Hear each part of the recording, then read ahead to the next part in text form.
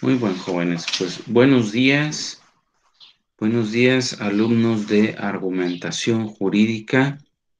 Vamos a continuar con la clase relativa a lo que veníamos comentando en relación con la argumentación jurídica, concretamente con la argumentación constitucional. Es un tema de gran relevancia, toda vez que principalmente en la materia jurisdiccional, como ya lo vimos, es la parte neurálgica en el cual la argumentación jurídica tiene lugar, porque lo que se trata aquí es de justificar las sentencias, las resoluciones judiciales que toman los juzgadores, que emiten los juzgadores para decir el derecho, para impartir justicia. En esa gran labor de esa alta encomienda de decir el de derecho, y por lo tanto, bueno, los jueces hablan a través de sus sentencias.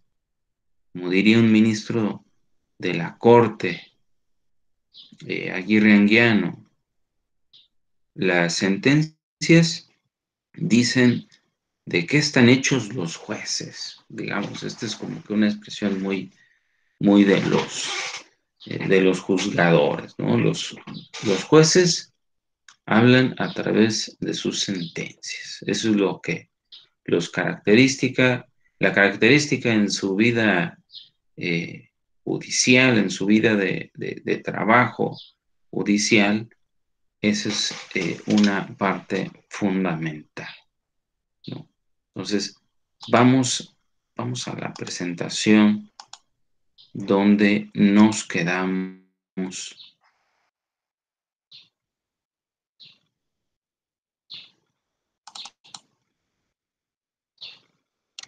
Estamos en la argumentación constitucional, veíamos unos casos relacionados con la materia eh, constitucional. Veíamos el caso Riggs versus Palmer y bueno, el caso Titanic, casos muy relevantes para efectos de analizar qué es cómo se interpretan los principios en los casos concretos, y bueno, esto deriva precisamente en nuevos modelos de interpretación jurídica.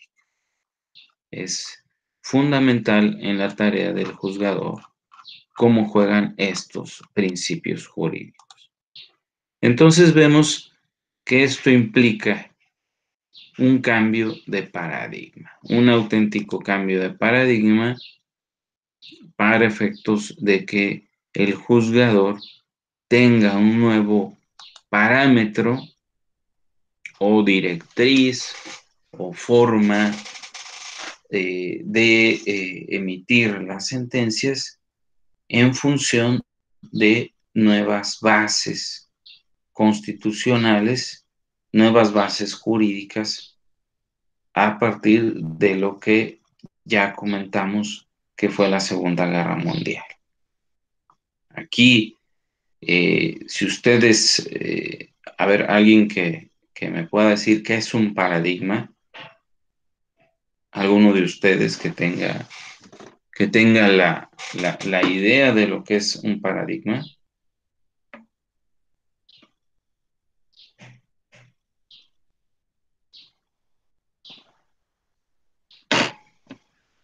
¿No, jóvenes? No, profe. Ok, a ver, paradigma es algo muy sencillo. Algo así para una definición rápida son nuestros mapas mentales. O sea, son estructuras de pensamiento o directrices a través de los cuales determinada comunidad científica, como por ejemplo la comunidad científica de los abogados, porque los abogados somos científicos, analizamos hechos, casos concretos que derivan de la realidad actual o la realidad histórica y le damos soluciones. Entonces estos digamos, directrices, esquemas de pensamiento van cambiando con el paso del tiempo y se van resolviendo los problemas de manera diferente. Vamos a ver a partir de lo que es la supremacía constitucional, cómo cambió este paradigma. Muchos dirán, pues bueno, pues la Constitución siempre ha sido la misma. Pues no es así. No es así. La Constitución se ha interpretado de diversas maneras y eso es lo que trae a colación este cambio en las formas de resolver los casos legales. Como por ejemplo en el Estado de Derecho legal, o sea, en el Estado de Derecho decimonónico, formalista, positivista, en el cual imperaba un legalismo recalcitrante, hablamos de la supremacía de la ley. Aquí no había una ausencia de vinculación efectiva a la Constitución. Los códigos son la constitución de la burguesía liberal, decía Napoleón Bonaparte. Porque a través de los códigos civiles, bueno, regulaban todas las instituciones jurídicas que reconocían esos derechos. Como ejemplo, el derecho de propiedad, que venía regulado en el Código Civil, esto lo dice muy bien Zagrebelsky, pues que tenía que hacer la Constitución si ya estaba regulado, ¿no? Era la Constitución de la burguesía. Entendiendo por burguesía, bueno, esta, digamos, protagonista de la historia, que después de la Revolución Francesa viene a fijar los paradigmas en el derecho, ¿no? Bueno, de cara a lo que es la voluntad popular representada en la ley. Pero aquí, bueno, visto como la única fuente del derecho. Ahora vamos a lo que es el Estado de Derecho Constitucional. A partir, como decíamos, de la Segunda Guerra Mundial, se establece el paradigma de la supremacía constitucional. Ahora sí la Constitución ya no es, digamos, una hoja de papel. Deja de ser un programa político, o sea, como una especie de catálogo de buenas intenciones que adornan el documento fundamental de un Estado nacional. Ahora, la Constitución se convierte en la norma de normas. Ninguna disposición puede contravenir la Constitución, pues de lo contrario sería nula.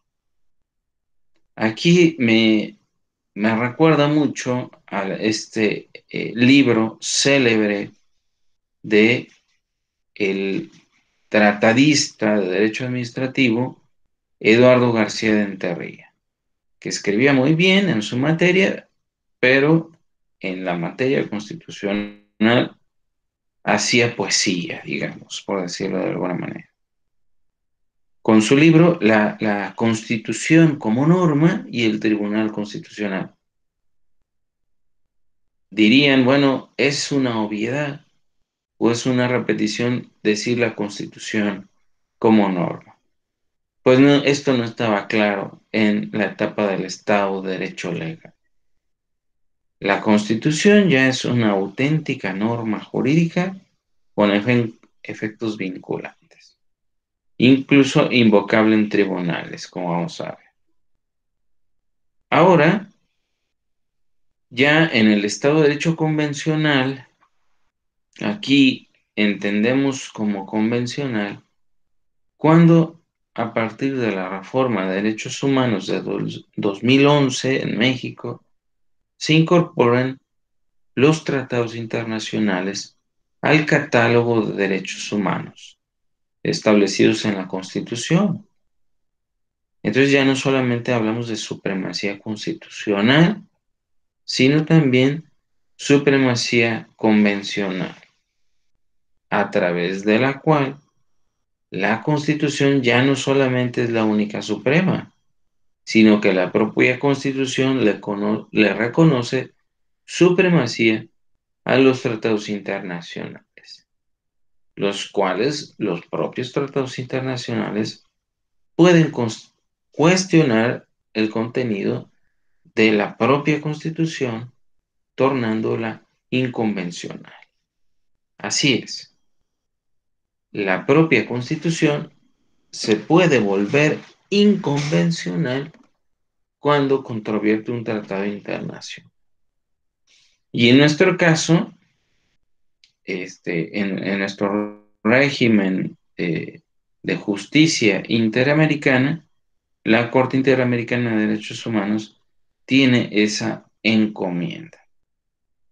Si no, lean el caso La Última Tentación de Cristo contra Chile, en el cual se decidió que la Constitución chilena contravenía la Convención Americana de Derechos Humanos en cuanto a que establecía una figura jurídica que restringía la libertad de expresión y establecía la censura previa a través de una comisión, de un órgano estatal. Ahora vamos al control de constitucionalidad. A ver, ya estamos viendo cómo van cambiando estos paradigmas. Y esto, hago un paréntesis, es de gran relevancia para la argumentación porque si se dan cuenta, la argumentación jurídica significa justificar las sentencias de forma razonada y proporcional. Bueno, a través de estos esquemas cambia fuertemente ese tipo de justificación. Por eso es importante. Aquí vamos definiendo la importancia de estos esquemas argumentativos a través de los cuales los jueces decidían los casos. Por eso decimos control de constitucionalidad. ¿Qué más importante que en la justicia que es el control de constitucionalidad? Porque precisamente aquí se van a definir la forma en la cual los jueces reconocen los derechos y establecen sus extensiones y sus límites. A ver, el Estado de Derecho legal no existe propiamente un control de la constitucionalidad de la ley, ni en general de los actos de la autoridad. ¿Esto por qué? Bueno, se establecía una fuerte discrecionalidad al legislador, indubio pro legislatore. Esto tiene mucho que ver precisamente con la idea de la soberanía popular, con la legitimación de quien emite el derecho. No se le puede cuestionar tan fácilmente por un juez, un juzgado. Pero ya en el Estado de Derecho constitucional, cuando se crean los tribunales constitucionales, y ahí el paradigma de los juicios de Nuremberg, pero sobre todo la creación del Judicial Review, que a partir del caso Marbury versus Madison estableció la necesidad de la existencia del control de la constitucionalidad de las leyes. O sea, el legislador no puede contravenir la Constitución con una ley ordinaria en virtud de que esto sería como hacerla nugatoria, ¿no? Como contravenir si a través de una ley ordinaria se puede modificar la Constitución, entonces no se respeta propiamente la Constitución, sino que es necesario un procedimiento agravado de reforma, ¿no? En nuestro caso, pues es el procedimiento que establece nuestra Constitución en materia de reforma constitucional, en el cual se requieren las 2/3 del Congreso y la mayoría de los estados. Entonces, bajo este paradigma, en el Estado de Derecho Constitucional se crean tribunales constitucionales y sus garantías o mecanismos de control constitucional. Ahora el legislador está limitado y también los poderes del Estado, ya haciendo efectiva la fuerza normativa de la Constitución. Como decíamos, Eduardo García Rentería, cuando redacta este libro importantísimo de lo que es la Constitución como norma, le añade la segunda parte, que es el Tribunal Constitucional, como el encargado de vigilar que la Constitución no sea anulada por actos de el legislador ordinario. Entonces, esta es la función del Tribunal Constitucional. Ahora, en el Estado de Derecho convencional, los tribunales constitucionales ya no solo controlan los actos inconstitucionales, sino también cualquier acto de autoridad que vulneren los derechos humanos de fuente internacional, como ya lo decíamos. Entonces, al extenderse este catálogo de derechos fundamentales, ya no solo prevalece el esquema constitucional, sino también el Estado de Derecho convencional, en cuanto a que el juzgador puede invocar tratados internacionales para resolver la causa. Y estos derechos pueden dar un mejor tratamiento, es lo que se debe preguntar el juzgador, si en los tratados internacionales se establece una mejor regulación en beneficio del justiciable. Esto es el principio pro persona o pro homine, como se llama. ¿Hasta aquí alguna duda, compañeros?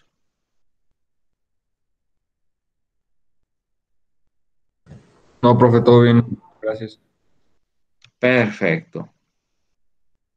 A ver, vamos con algo fundamental. Yo creo que es el tema más importante en relación con el cambio de paradigma, y es el sistema jurídico.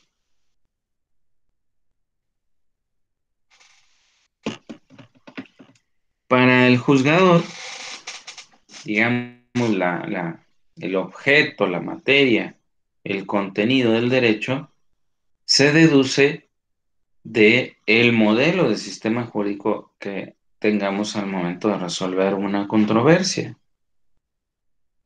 Esto es fundamental porque el sistema jurídico es una especie de paradigma que nos proporciona una especie de continente, también para analizar el contenido, que hace una especie de brecha, cortafuegos, que define cuál va a ser el material jurídico que debe tomar en consideración, cuál va a ser la materia o la normatividad, llamémosle bloque normativo o ahora llamado bloque de constitucionalidad, a través del cual se va a resolver el caso. En el Estado de Derecho Legal, aquí surge una ficción, y esta ficción surge de lo que ya comentamos, de considerar a la ley como la única fuente del derecho. A muchos nos causará ruido esto de que, bueno, ¿cómo? O sea, la ley no es todo el derecho, Pues no, la ley no puede ser todo el derecho porque el legislador se puede equivocar. Y como ya lo vimos, aquí es necesario que entren en acción los principios jurídicos. Entonces, en el Estado de Derecho Legal se considera la idea de un sistema jurídico fuerte, coherente, perfecto. La ficción de que el sistema jurídico es impenetrable, de que sus normas no tienen antinomias o no tienen contradicciones y que tampoco tienen lagunas. Entonces, la ficción de que el legislador previó todas las situaciones, lo cual evidentemente es ingenuo. Entonces, este paradigma de que el sistema jurídico es inflexible, ausente de antinomias y lagunas, porque el legislador previó todos los supuestos, evidentemente se trata de una presunción o de una ficción, vamos, que no resulta creíble, no resulta realista, sino, como decíamos, ingenuo. Pero bueno, basada en esta visión formalista o positivista del sistema jurídico. Ahora, en el Estado de Derecho Constitucional, se considera la idea de un sistema jurídico débil, flexible e imperfecto. Pero vamos aquí a aclarar, como lo ha hecho muy bien mi querido maestro Rodolfo Luis Vigo, ¿qué se entiende por sistema jurídico débil, flexible e imperfecto? Aquí hay mucha confusión, porque muchos dirán, entonces la ley se puede romper, la ley se puede dejar de cumplir. No es así. Que el sistema jurídico sea débil, sea flexible y se reconozca su imperfección, no significa que no se tenga que cumplir el derecho. O sea, no solo la ley, porque la ley se podría equivocar, entonces es donde hace sentido que el sistema jurídico sea débil. Y esto, a ver, vamos a implementar una idea que el mismo Rodolfo Vigo estableció para efectos de aclarar este tema. Y para ello, un tratadista alemán, que en su libro El sistema de la jurisprudencia, Klaus Wilhelm Canaris, comúnmente conocido como Canaris, dio esta definición como el sistema jurídico débil o poroso. O sea, es decir, este sistema jurídico que puede permear normas que no están reconocidas o establecidas expresamente en el texto legal, sino que da lugar o da la posibilidad de que haya colisiones entre normas. Hay posibilidad de que las normas tengan conflictos, sea en su redacción, que existan antinomias, o que existan lagunas. Entonces, el legislador no puede prever todas las supuestos de hecho, esto es fundamental, no puede prever todos los supuestos de derecho ni de hecho, ¿no? Entonces, aquí el legislador se encuentra, digamos, limitado por la Constitución, porque el sistema jurídico no puede ser esa coraza, o digamos esa brecha inflexible, sino que necesariamente es un sistema jurídico que necesariamente se debe debilitar para dar lugar a la aplicación de principios. A ver, jóvenes, y les pregunto a ustedes, porque ya lo vimos. cómo se resolvió el caso Riggs versus Palmer, que trata a Ronald Borkin. Esto viene tiene mucho que ver en relación con el sistema jurídico. ¿Qué resolvió y por qué resolvió así? A ver, los escucho.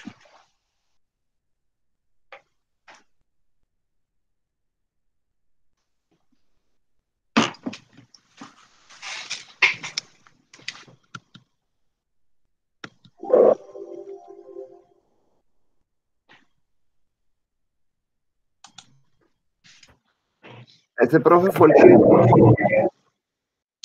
Ajá, el de la herencia, ¿no? ajá, exacto. Sí, pero Tiene que ver con eso porque se reguló algo que no estaba en la norma, pues, o sea, que el legislador no había previsto, es correcto. o que recurría a los principios generales del derecho, porque si no, pues, o sea, si se iba a la norma, pues él recibía su herencia aún estando en la cárcel. Y la podía haber hasta heredado, de hecho, alguien más, o si él quería. Alejandro del Toro, ¿verdad? Sí. Muy bien. Aquí le damos un punto para el final. Es correcto. Aquí, ¿qué hizo el juzgador? Bueno, colmó una laguna.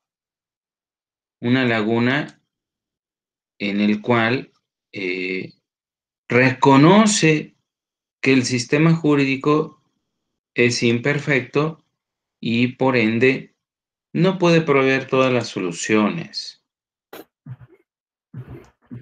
Entonces, esa es la cuestión, ¿no? Aquí el legislador no puede prever todos los supuestos de hecho y ni de derecho porque necesariamente está limitado, ¿no? No olvidemos que la ley es un producto humano, imperfecto, que implica la necesaria interpretación, pero también integración de las normas.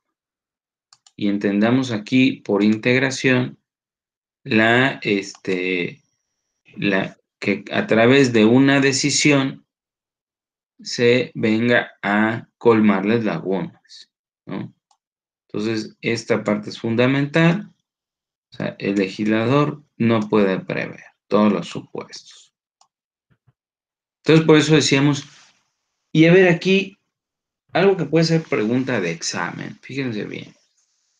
El mismo Rodolfo Luis Vigo sigue diciendo en relación con este tema de considerar al sistema jurídico débil, poroso, flexible, imperfecto. Todas estas connotaciones no son para soslayar el sistema jurídico, al contrario, es para hacerlo más coherente con este nuevo sistema. Porque si decimos que es cerrado el sistema jurídico, entonces no puede permitir resolver casos en función de principios, como el principio de legalidad en materia civil. En este caso, si lo interpretamos que no había causal para excluirle del derecho de heredar haber matado al autor de la herencia. Entonces, nuestro sistema jurídico fuerte, inflexible, porque lo consideramos perfecto, tenemos la idea de que el legislador nunca se equivoca, pero no es así. Aquí el sistema jurídico le sirve al derecho, no el derecho le sirve al sistema jurídico. Esa sería la razón. Y Rodolfo Vigo, fíjense bien la metáfora. La metáfora de ver al sistema jurídico como si fuera una película, ¿no? O sea, el sistema jurídico está en movimiento. O sea, no es como una piedra, no es como vamos, una tabla de piedra en el cual el legislador con un cincel va redactando la ley. No, al contrario. El sistema jurídico es como esta, digamos, masa, ¿no? Esta especie podemos decir, de plastilina, de barro, ¿no? Que se va moldeando en razón de las circunstancias. Necesariamente el sistema jurídico tiene que ser dinámico.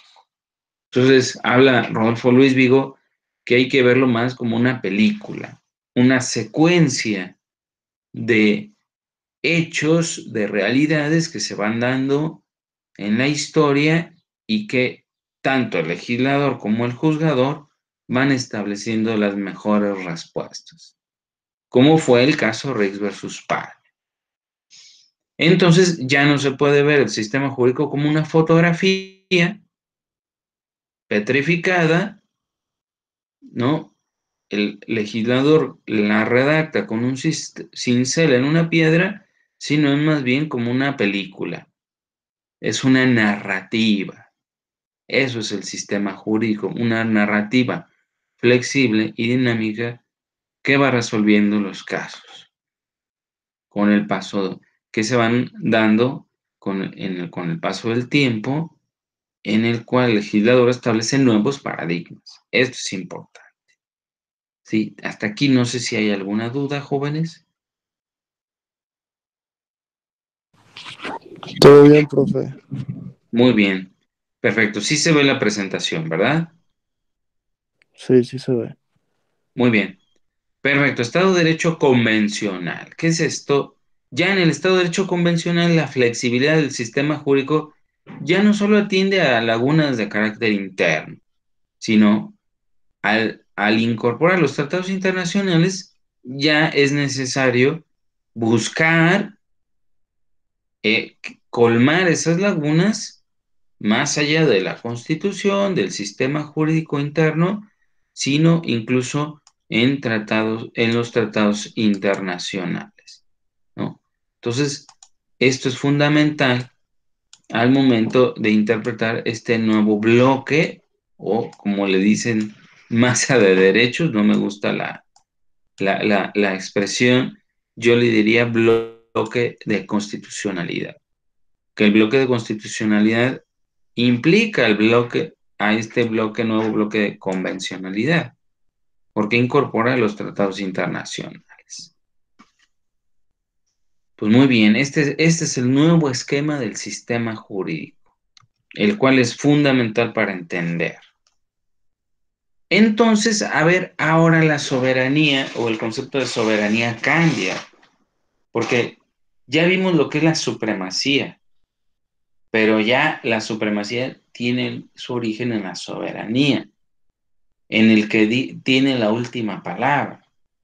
Antes, en el Estado de Derecho Legal, la idea de que el poder del pueblo transfiere al legislador ordinario el poder supremo de emitir la última palabra. No acepta la existencia de normas ajenas al sistema jurídico nacional, ¿no? Centrado en el esquema nacionalista, solo normas nacionales. No, ahora el Estado de Derecho constitucional, la Constitución es suprema y vincula a todos los órganos del Estado y condiciona su validez.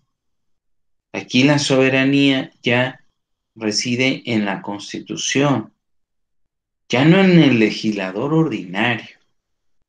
Y aquí Zagrebelsky diría, aquí el soberano es la persona representada en la Constitución, en la soberanía constitucional.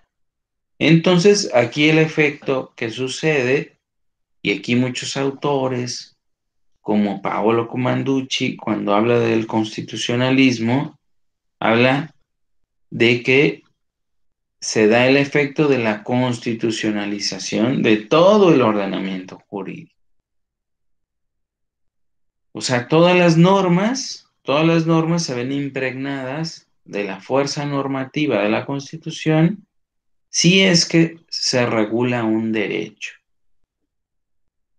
Un ejemplo en materia de argumentación que refiere mucho Rodolfo Vigo es cuando habla de que las normas de derecho civil que regula cuestiones o reglas de interpretación jurídica, esas normas tienen alcance constitucional inclusive, porque va a condicionar lo que es la interpretación de los derechos. Como ejemplo, nadie puede beneficiarse de su propio ilícito que está en los códigos civiles. Eso se puede convertir en un estándar para la interpretación de los derechos humanos, como ya lo vimos en el caso Riggs versus Palmer. Ahora, en el Estado de Derecho convencional, la supremacía de las constituciones nacionales o nacionalistas, si ustedes quieren, se quiebra, ¿no? Esta visión de la soberanía nacionalista centrada en una constitución del Estado nacional se rompe porque se reconocen fuentes jurídicas externas al proceso de creación normativa que son los tratados internacionales, ¿no?, de derechos humanos, en los cuales se encuentran al mismo nivel de la Constitución. Y la forma de protegerlos es el control de convencionalidad. Control de convencionalidad es esa comparativa que hacen los jueces entre las normas internas que emite el legislador y las normas de origen internacional, ¿no? Es esa comparativa en el cual el juez tiene la obligación de realizar ajustes, cambios en el sistema jurídico interno si es que se encuentra en contravención, por ejemplo, una ley o la propia Constitución, si violan derechos humanos de origen internacional. Y bueno, ya para, digamos, terminar esto del cambio de paradigmas, es un poco lo que ya vimos, los derechos, pues bueno, ya no solamente están en la ley, ya no solamente la Constitución es un programa político sin efectos vinculantes, sino que ahora en el Estado de Derecho Constitucional se vincula todo el ordenamiento jurídico, incluso a los particulares. A ver, ¿qué es esto? Que me perdone algún profesor de Derecho Civil, que sostendrá que los pactos fueron para cumplirse. Este es un principio de derecho civil fundamental. Pero ahora este principio rezaría: los pactos entre particulares se realizan para cumplirse siempre y cuando no violen derechos humanos, ¿no? Esto es fundamental. No recuerdo si ya tocamos el tema, pero está la jurisprudencia que habla de que un pagaré no puede establecer una tasa excesiva porque vulneraría el derecho humano a no ser considerado como a una persona como sujeto de explotación, como lo es la usura. Este caso ya fue resuelto por nuestra Suprema Corte, en el cual le da facultades al juzgador para reducir prudencialmente la tasa de interés, ¿no? Entonces, esta vinculación de los derechos humanos hasta entre particulares es lo que se viene a llamar la Drittwirkung en la doctrina alemana, que simple y sencillamente es esto, ¿no? Se vincula a los particulares también a los derechos constitucionales y convencionales, como vamos a ver, en este caso, prohibir la usura. Bueno, a ver, ahora el Estado de Derecho convencional es un nuevo idioma, ¿no? Los derechos humanos o el tiempo de los derechos, como diría Norberto Bobbio, viene a establecer este lenguaje común, la lengua de los derechos, ¿no? Como también diría Antonio Cruz Parcero. La lengua de los derechos, o el nuevo lenguaje de los derechos, implica modificar todo nuestro vocabulario y nuestra perspectiva de los derechos que están reconocidos en las normas constitucionales, pero también en las convencionales. No existe una jerarquía formal entre normas de derechos humanos. Esto es fundamental, ¿eh? No hay jerarquía formal. A ver, recuerden aquí, la pirámide kelseniana se derrumbó. Ahora, sobre sus escombros, se erige un nuevo bloque, que es el bloque de constitucionalidad, en el que se reconocen los derechos humanos establecidos en la Constitución y también en los tratados internacionales. Entonces, esto es fundamental al momento de definir qué derechos, cómo se interpretan los derechos y, bueno, vienen a definir este nuevo paradigma. No sé si hasta aquí haya alguna duda. No, profe, todo bien. ¿Todo bien, jóvenes? Pues bueno, este es el lenguaje de los derechos. El nuevo lenguaje de los derechos, o digamos esta palabra griega, la koiné, el lenguaje común. Aquí los que tratan mucho el tema del control de convencionalidad o del derecho internacional de los derechos humanos, a mí se me viene a la mente este tratadista alemán, Armin von Dagdy, que habla mucho del diálogo jurisprudencial. O sea, de este diálogo que se da entre tribunales constitucionales de manera horizontal, ¿no? Todos los tribunales constitucionales de Latinoamérica dialogan internamente cómo deben ser interpretados los derechos a través de sus sentencias, pero este diálogo es horizontal, o sea, no hay una obligación de seguir sentencias de otro tribunal constitucional, evidentemente, pero sí hay esta apertura a través del diálogo de ver cómo decidieron los tribunales constitucionales o incluso de otros países no latinoamericanos, sino de Estados Unidos, por supuesto el Tribunal Constitucional Federal Alemán, el Tribunal Constitucional Español, o de otros otros tribunales, ¿no? Incluso de derecho anglosajón, como la Suprema Corte de los Estados Unidos o los tribunales de Inglaterra, la Suprema Corte inglesa. Entonces todo esto viene a traer una nueva lengua, un nuevo diálogo jurisprudencial se llama, ¿no? A través del cual hay sinergias normativas, vasos comunicantes, como diría Víctor Bazán, al momento de definir este nuevo diálogo entre tribunales, que es un auténtico diálogo jurisprudencial, a través del cual se dan estas nuevas sinergias normativas a través de los vasos comunicantes que son las sentencias, ¿no?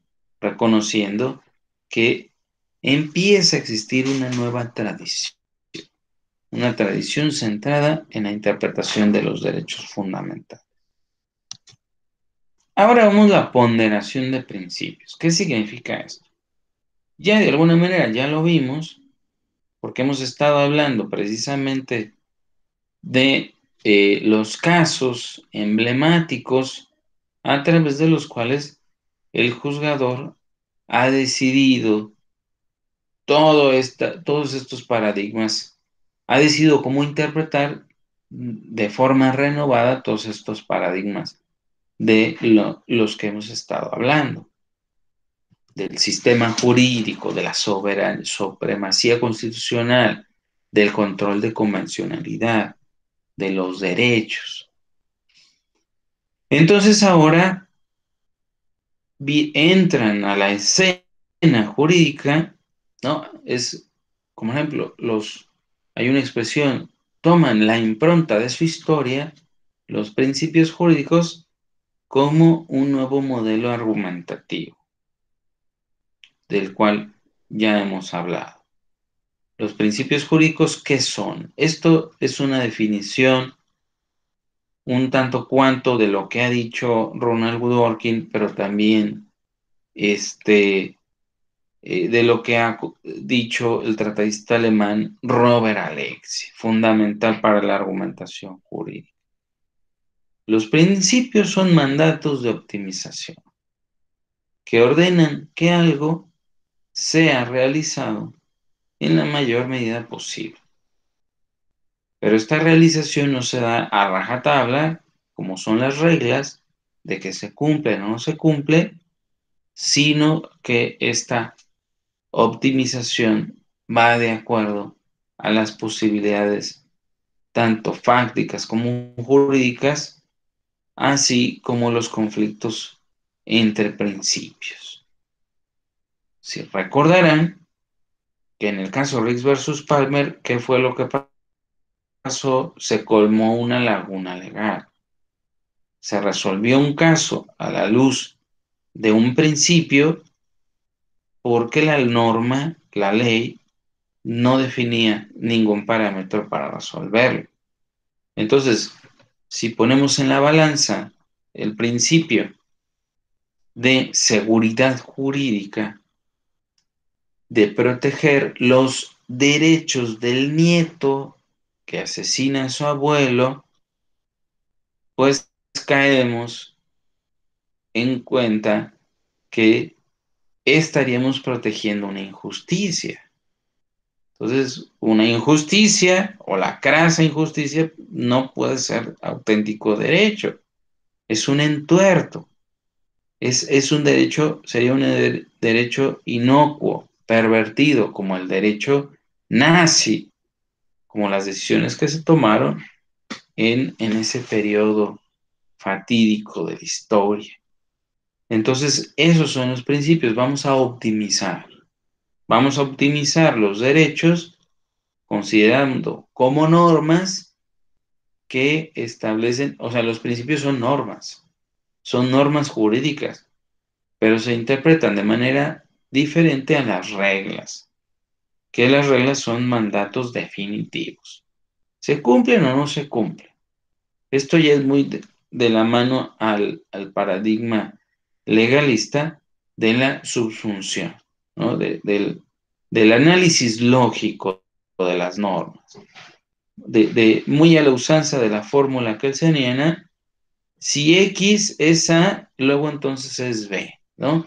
Si el supuesto dice tal consecuencia jurídica a un caso concreto, luego entonces hay una consecuencia establecida por el derecho.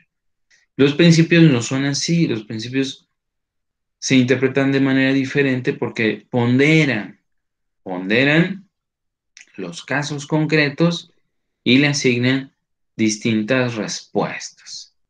Recuerden el caso Titanic que trata Robert Alexi, no fue lo mismo llamarle asesino nato o asesino de nacimiento a este integrante o efectivo de la reserva de la milicia alemana que quedó parapléjico.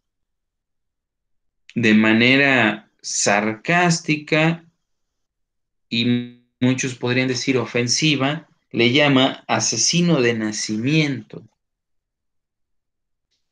Pero aquí no fue lo mismo ese apelativo, que si es una injerencia, digamos, de carácter, muchos dirán fuerte, pero bueno, considerando que la revista satírica usaba esos motes para criticar a los artistas, al gobierno, a la política pública, etcétera, a tal o cual mandatario o funcionario, bueno, se da dentro de un contexto de, si se pudiera llamar, ¿no?, debate de la libertad de expresión o del debate democrático. Pero bueno, lo diferente en la ponderación de principios es haberle llamado tullido, ¿no? Lisiado, tullido. Eso es una connotación humillante, grave, que interfiere ya en la dignidad de la persona. Si se dan cuenta, al momento de definir cuando se trata de una ofensa, los principios nos dan respuestas, porque aquí las reglas, las normas que establecen mandatos de optimización nos da lugar a esta escala de grises. Con las reglas jurídicas o está establecido o no lo está prohibido o está permitido. Ya no hay esta escala en el cual nosotros podamos atemperar la norma, sino es blanco o es negro. Entonces, los principios permiten que estos mandatos de optimización, a través de estos mandatos, logramos tener la mejor respuesta en el caso, como los casos que ya comentamos. Precisamente, a ver, la norma es el principio, o sea, es digamos, digamos, nuestro objeto de análisis, nuestra herramienta, el contenido de lo que vamos a interpretar son los principios, pero el método es la ponderación. O sea, la manera de interpretar los principios no es con una deducción lógica, no se puede. No se puede porque los principios no tienen un supuesto de hecho. O sea, no tiene esta oración o esta proposición o esta premisa, no hay una premisa mayor, una premisa menor y una consecuencia. Recordarán ustedes que ya vimos lo que era el método deductivo, que es la premisa mayor que establece la norma de carácter general.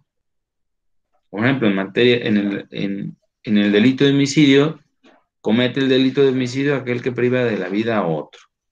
Y su sanción son 30 años de cárcel, ¿no? Y dependiendo si es homicidio calificado, esa es mi premisa mayor. Mi premisa menor es el hecho concreto, lo que sucede en la realidad.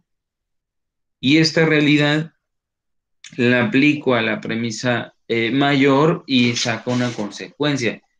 En la ponderación de principios no es posible esto, porque incluso habrá casos que no haya norma. Como ya lo decíamos, hay una laguna. Entonces, aquí lo que hay que hacer es valorar. Ponderar significa dar el peso específico a un principio, en el caso concreto, y resolver las colisiones entre ellos, ¿no? O sea, es el método para interpretar derechos fundamentales. Cuando decimos principios, referimos mucho a los derechos, ¿no? Como el principio nadie puede beneficiarse de su propio ilícito, bueno, reside en un principio fundamental que es la dignidad de la persona, que prohíbe tratar a otros como objetos, ¿no? O sea, envilecerlos, cosificarlos. Por eso está prohibido la tortura, ¿no? Porque a través de la tortura a una persona se le trata como un objeto para obtener información a través de la violencia. Entonces, el principio categórico kantiano es tratar a las personas como fines en sí mismas y no como medios para lograr fines, porque aquí el fin no justifica los medios. Eso es muy, digamos, muy maquiavélico, ¿no? Entonces aquí, para resolver estas colisiones entre principios que se pueden presentar entre ellos, hay que valorar las razones que se argumentan para analizar el peso específico en cada principio. O sea, ¿cómo hacemos hablar los principios para efectos de sacar consecuencias jurídicas? Entonces, esto es fundamental al momento de valorar, de ponderar lo que es un derecho fundamental en el caso concreto.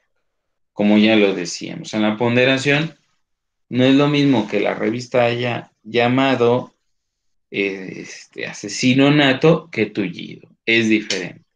La gravedad es central en este caso, o digamos esta escala de ponderación en cuanto a la intervención leve, media o grave a un derecho fundamental, como lo puede ser ya el apelativo de tullido, de lisiado a una persona en el cual se atenta en contra de la dignidad humana. Es una ofensa que pretende denigrar. Entonces, bueno, ya digamos para definir la diferencia entre reglas y principios, decíamos que las reglas se cumplen o no se cumplen, ¿no? Por ejemplo, una norma que dice, se presentó la demanda o no en estos días, en tales días. Por ejemplo, se presentó el recurso en el término de 24 horas. O sea, se va a analizar si la norma se cumplió o no se cumplió.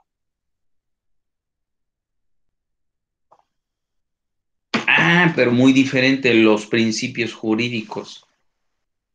Como por ejemplo, en ese caso, a ver, si el recurso se presentó en el término de 24 horas, aquí los principios van a analizar si este derecho de defensa de la tutela judicial efectiva se cumplió. Porque los principios se presta atención a las razones que se aducen a favor o en contra, ya no a lo que dice literalmente la norma, sino aquí vamos a ver el valor, el derecho que esconde cada norma para aducir razones y hablar a favor o en contra de la decisión, de una decisión específica. Por ejemplo, el hecho de que en la norma se haya establecido un recurso de 24 horas, pues ese término es evidentemente nugatorio, no da lugar a que el justiciable pueda entablar una adecuada defensa de sus derechos, ¿no? Por decir un caso, digamos, rápido, ¿no?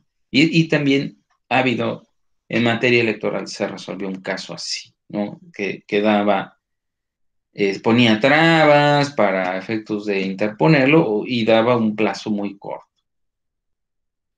A ver, las reglas también son mandatos definitivos que no permiten grados de cumplimiento. Decíamos, ¿qué es lo que va a verificar el juzgador? ¿Se cumplió o no se cumplió? Vamos a ver, ¿no? ¿En qué sentido? ¿En qué tanto se cumple un derecho o qué tanto se vulnera? Pero en las reglas es simplemente constatar los hechos. Dice un principio de que el juzgador se centra en el principio de dame los hechos y yo te daré el derecho. Este principio no es del todo acertado, porque también de los hechos no podemos deducir todas las situaciones, todas las respuestas, porque aquí hay presunciones a favor o en contra, ¿no? Del titular de los derechos. Habría que ver en qué casos estamos, en el que implica una suplencia de la queja, como por ejemplo, y bueno, la norma no nos da todas las respuestas. Por eso decíamos, los mandatos de optimización permiten grados de cumplimiento. Como ya vimos, en la libertad de expresión no es lo mismo haberle llamado asesino no nato que tullido, ¿no? Entonces, aquí los principios al ponderarse, se analiza la mejor respuesta, se optimiza ese derecho, el derecho humano a no ser ofendido, a no a la buena fama, a la intimidad personal, etcétera. Todo eso tiene que ver con los grados de cumplimiento.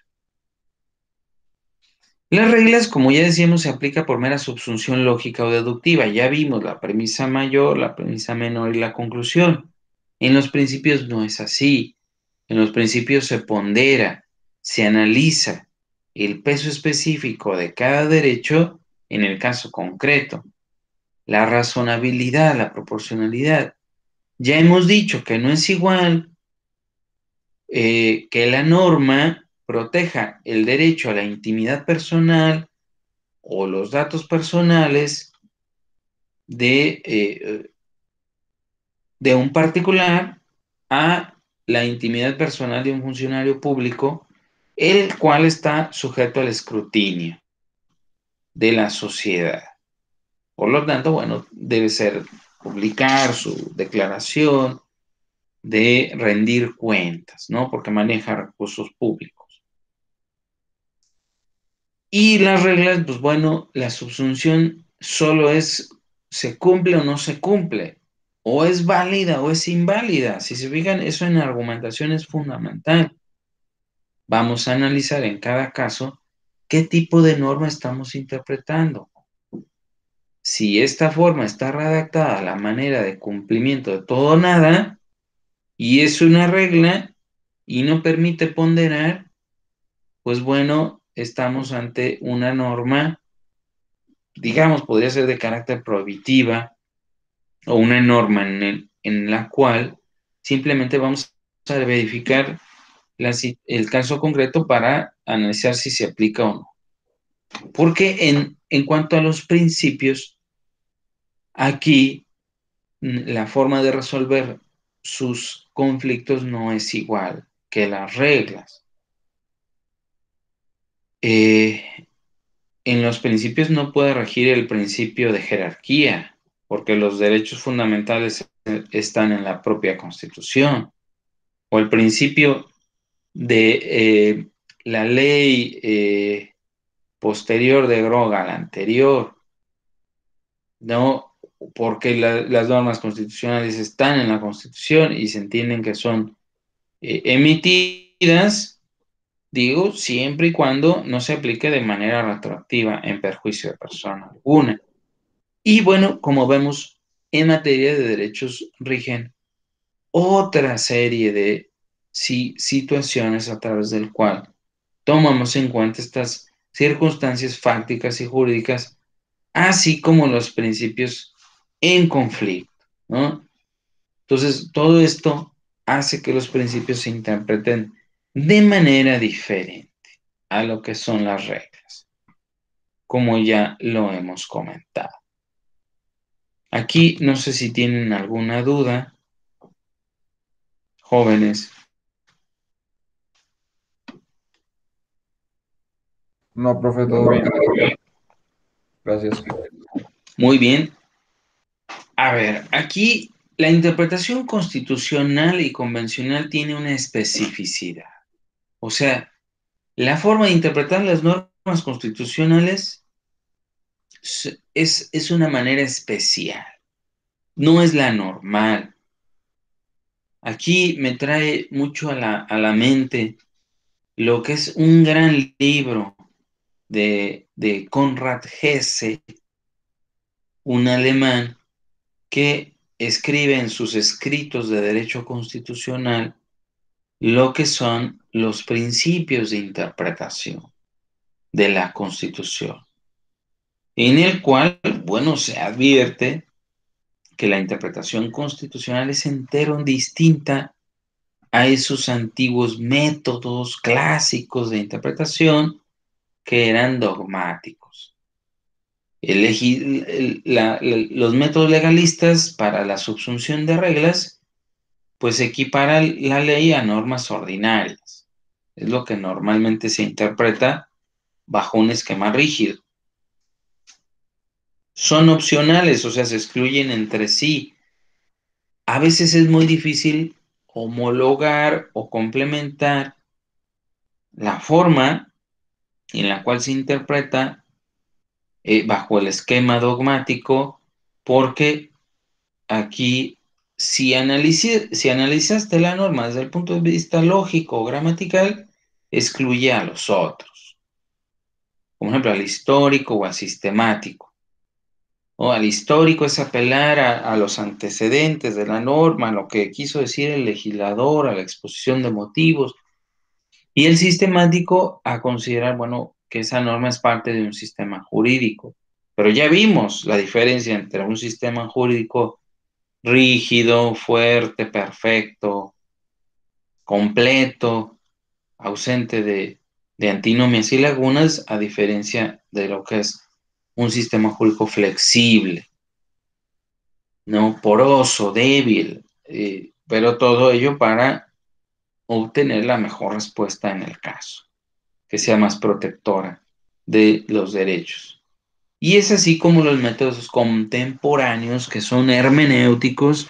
A ver, esta palabra que no nos asuste, la hermenéutica es el arte de interpretar, de aclarar aquello que está confuso o que no se entiende claramente. La hermenéutica es aclarar, es interpretar.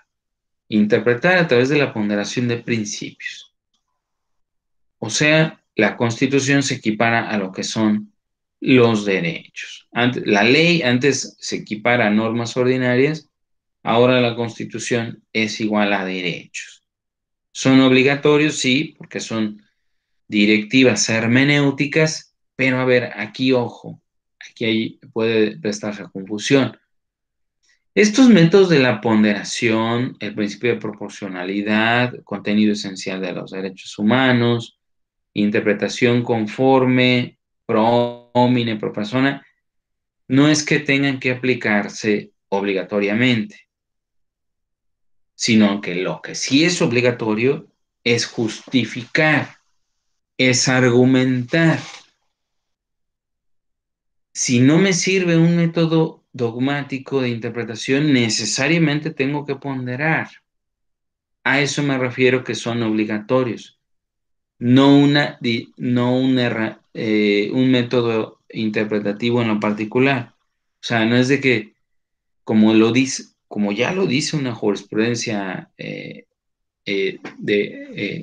aquí de la Suprema Corte, que dice que no es obligatorio aplicar el principio de proporcionalidad para analizar la restricción de una medida, sino que hasta ahora, digamos que es el mejor, hasta ahora, no sabemos después, el mejor modelo interpretativo o argumentativo para definir las restricciones a los derechos fundamentales. Por eso me refiero que son obligatorios en el sentido de que optar por alguno de ellos, no uno en lo particular, para ponderar o para analizar el mejor tratamiento normativo de ese principio, de ese derecho fundamental. Por eso decimos que hay una especificidad de la interpretación. Entonces, ya para definir, cuando hay una colisión entre derechos, las soluciones clásicas de conflictos, pues hay una jerarquía estática, ¿no? La pirámide gelseniana. Ahí nos da todas las respuestas. Sin embargo, en la ponderación de principios hay una jerarquía móvil, como diría Ricardo Guastini, porque la naturaleza sustancial de la norma implica una movilidad argumentativa. Necesito argumentar de manera dinámica para establecer cuál es la norma más favorable. Inclusive pudiera ser una norma que no sea constitucional, pero que esté reconocida en una ley, en un código, en un reglamento, y pudiera prevalecer esa regulación, ese tratamiento jurídico más favorable. La temporalidad de la norma, ya lo vimos, los derechos son atemporales, pero sí son históricos, o sea, van cambiando sus modalidades conforme al paso del tiempo. Si no, vean los derechos a la información, a las tecnologías de la información, los derechos de protección de datos personales, que antes no teníamos muy en claro. Se van develando nuevos derechos. La especialidad de la norma o la materia, pues está muy claro en aquella visión decimonónica. Sí, bueno, el derecho civil no se mezclaba con el administrativo o el constitucional, ¿no? Ahora los principios, como son derechos humanos, se aplican en todas las materias. Como decíamos, el pacta sunt servanda tiene que ser reinterpretado a la luz de los principios constitucionales. Ahora la competencia de conformidad con la materia o la especialidad que decíamos ya no es más aplicable, porque como ya hemos insistido, todas las autoridades son competentes de conformidad con las reglas procesales o inclusive en las relaciones entre particulares ya son obligatorios los derechos humanos, ya no hay esta libre configuración de las obligaciones contractuales.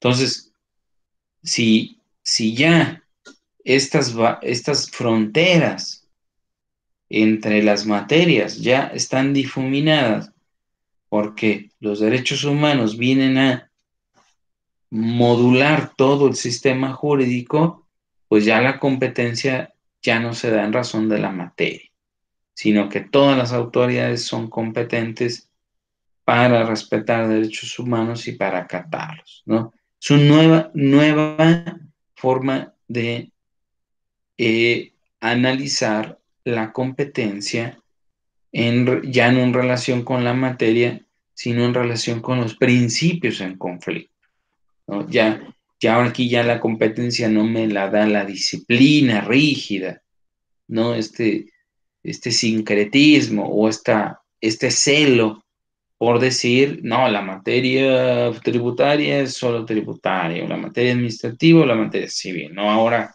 todo se ve desde un conjunto, desde el conjunto de los derechos fundamentales. Y aquí ya para terminar, vemos que se erige un nuevo sistema jurídico de los derechos humanos. Ya hay un reconocimiento de los derechos en lugar de otorgamiento.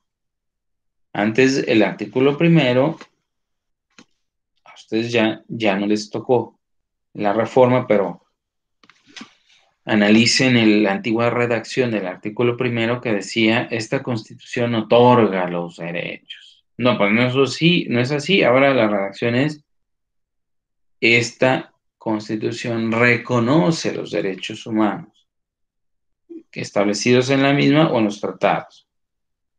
Ahora hay una jerarquía constitucional de los tratados. Le concede a normas que no fueron emitidas por el legislador nacional, sino por los tratados de derechos humanos celebrados por México, tienen un rango constitucional. Y a través del control de convencionalidad, como ya dijimos, se puede establecer su obligatoriedad. Y bueno, estas normas de derechos humanos implican también que se interpreten de forma diferente. Estos métodos de interpretación están reconocidos en la propia Constitución, pero no quiere decir que estos métodos sean los únicos o que excluyan a otros métodos, como ya dijimos, en la ponderación o en el principio de proporcionalidad. Es más, inclusive, el principio de proporcionalidad no está reconocido en la Constitución. El principio de proporcionalidad viene de una tradición jurisprudencial.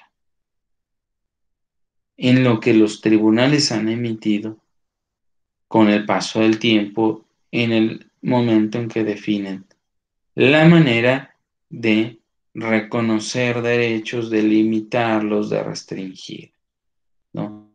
Entonces, la interpretación constitucional va a ser diferente porque ya decíamos, tiene sus propios métodos.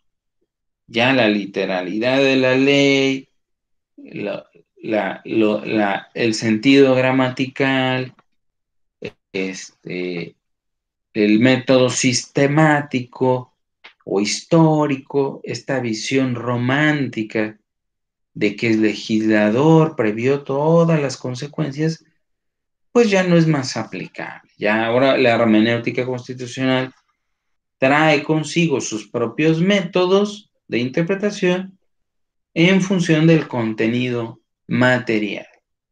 Ya no hay una jerarquía formal, sino una jerarquía material. Veamos los derechos, veamos los contenidos.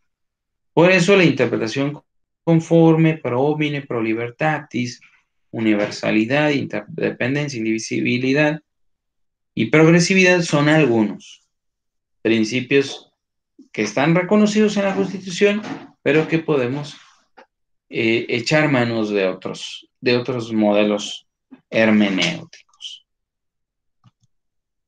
Entonces, ¿qué pasa? Pues bueno, nuestro esquema piramidal kelseniano del Estado de Derecho Legal, pues se ha roto, se ha quebrado, se ha resquebrajado. La pirámide kelseniana se ha derrumbado por este nuevo bloque de constitucionalidad y convencionalidad. Porque el sistema jurídico jerarquizado, en función de esta autorización escalonada y sucesiva de actos y leyes, en el cual siempre se identifica una norma superior hacia una de rango inferior. O sea, la Constitución autoriza a la ley a regular algo y a su vez la ley autoriza el acto administrativo a su emisión o la sentencia.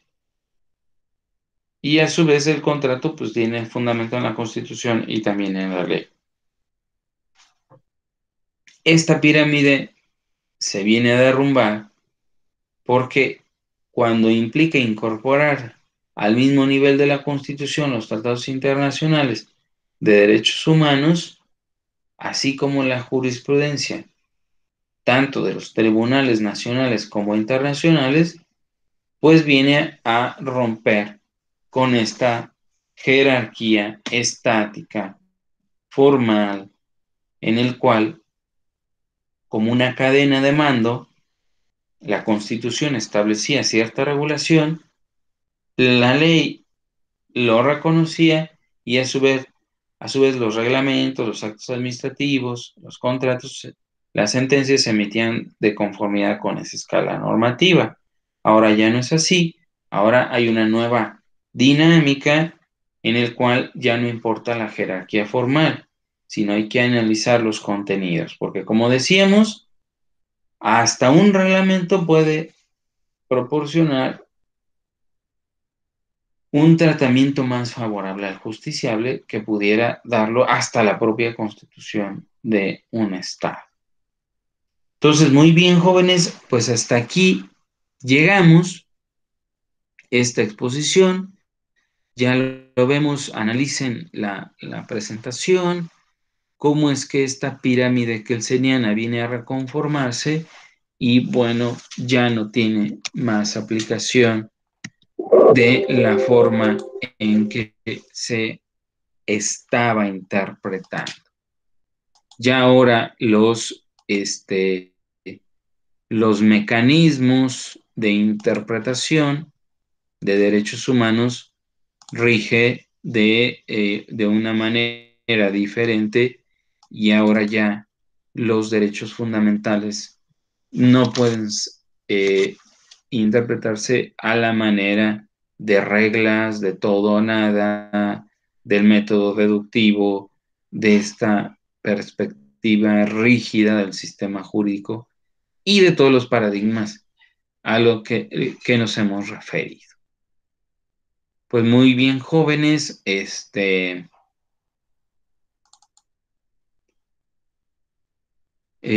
no sé si haya alguna duda. No, todo bien, profe. ¿Todo bien, jóvenes?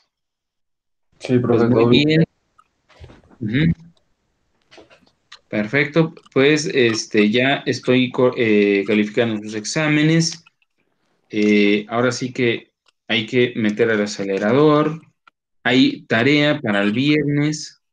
Veo aquí que, bueno, no sé si estemos todos, creo que no, para que les digan a sus compañeros, hay tarea para el viernes. Y como saben, no solamente les estoy recordando, y como ya vieron en los exámenes, también viene en los exámenes lo que viene en las tareas, ¿no? Entonces, para que lo tomen en consideración. Gracias, profe. Muy bien. Jóvenes, que tengan muy buen día. Igual, gracias. Hasta luego, muy buen día. Gracias. Está bien. Usted. Adiós, gracias.